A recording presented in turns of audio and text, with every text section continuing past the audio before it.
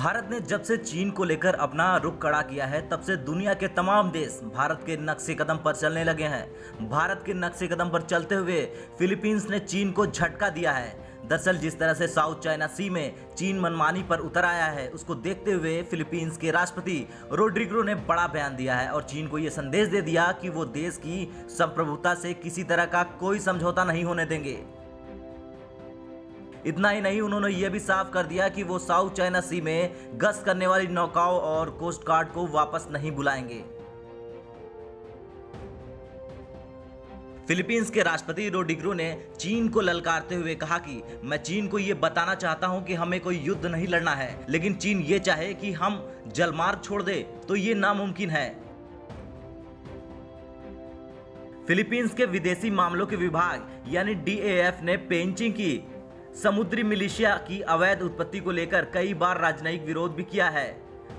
चीनी दूतावास के अधिकारियों को कई बार तलब भी किया गया है, लेकिन इसका कोई प्रभाव नहीं पड़ता दिख रहा। चीनी विदेश मंत्रालय ने कई बार इस क्षेत्र को अपने देश का हिस्सा बताया है।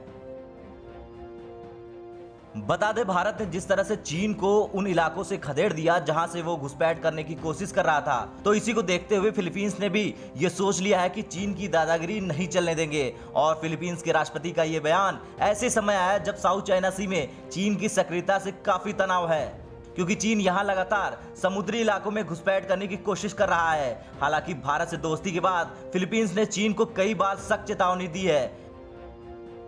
इतना ही नहीं, अमेरिका ने भी फिलीपींस सहित अन्य देशों को लेकर साउथ चाइना सी में चीन को अपनी हरकतों पर लगाम लगाने के लिए कहा है, जिसके बाद से अमेरिका और चीन के संबंध काफी तल्ख हो गए हैं।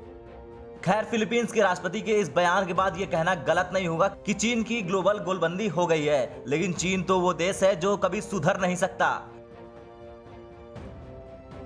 एक दो नहीं, दर्जनों देशों की जमीन और समुद्री सीमा पर नजरें गड़ाए बैठा है वो।